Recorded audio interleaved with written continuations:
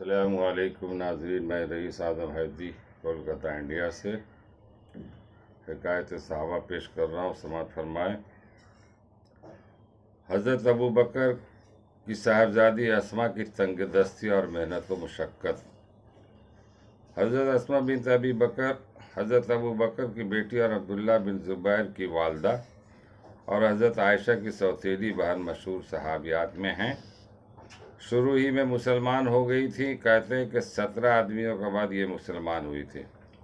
हिजरत से 27 साल पहले पैदा हुई और जब हुजूर अक़दस सल्लल्लाहु अलैहि वसल्लम और हज़रत अबू बकर रज़ियल्लाहु ताला अन्हु हिजरत के बाद मदीना तैयबा पहुंच गए तो हज़रत ज़ैद वगैरह को भेजा कि इन दोनों हजरात के अहल व अयाल को ले आएँ। उनके साथ ही हज़रत अस्मा रज़ियल्लाहु ताला अन्हा भी चली आई। जब कुबा में पहुंची तो हज़रत अब्दुल्ला बिन ज़ुबैर रज़ियल्लाहु ताला अन्हु पैदा हुए और हिजरत के बाद सबसे पहले पैदाइश इनकी हुई। इस ज़माने की आम गुर्बत, तंगदस्ती, फ़िक्र व फाका मशहूर व मारूफ है और उसके साथ ही इस ज़माने की हिम्मत, जफ़ाकशी, बहादुरी, जुर्रत ज़रबुल मिस्ल है। बुखारी में हज़रत अस्मा रज़ियल्लाहु ताला अन्हा के तर्ज़ ज़िंदगी खुद इनकी ज़बान से नकल किया है। फरमाती है कि जब मेरा निकाह ज़ुबैर रज़ियल्लाहु ताला अन्हु से हुआ तो उनके पास ना माल था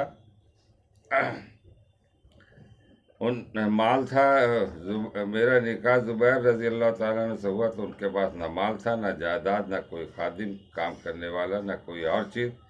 एक ऊँट पानी लाद कर लाने वाला और एक घोड़ा मैं ही ऊँट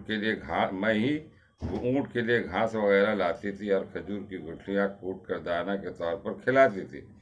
खुद मैं पानी भर कर लाती और पानी का डोल फट जाता तो इसको आप ही सीती थी और खुद ही घोड़े की सारी खिदमत, घास दाना वगैरह करती थी और घर का सारा कारोबार भी अंजाम देती थी। मगर इन सब कामों में घोड़े की खिदमत मेरे लिए ज़्यादा मुशक्क़त की चीज़ थी।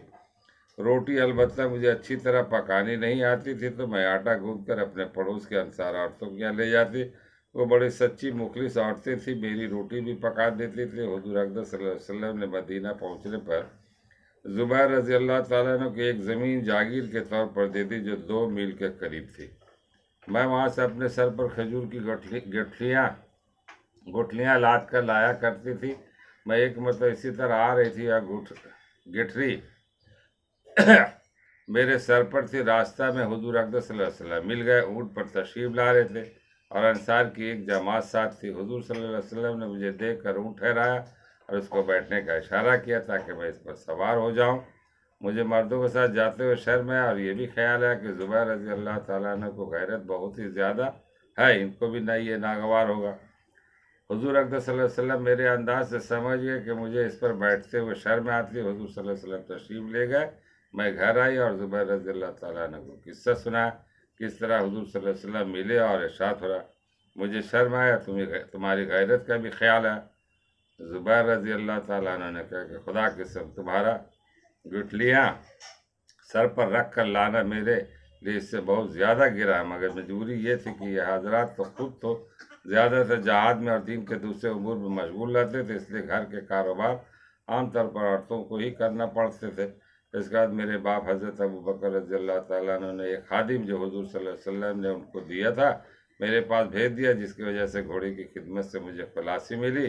गोया बड़ी कैद से मैं आज़ाद होगी। फ़ायदा, अरब का दस्तूर पहले भी था और अब भी है कि खजूर की गठरियाँ कूट कर या चक्की में डल कर या फिर पानी में भिगो कर जानवरों को दाना के तौर पर खिलाते हैं। अल्लाह ताला हम लोगों को भी इसी तरह मेहनत मुशक्क़त करके ज़िंदगी गुजारने की तौफ़ीक़ अता फरमाए। मा अलैना इल्लल बलाग। मैं रईस आज़म हैदी। इस वीडियो को दूर दूर तक फैलाए, ये भी एक सदका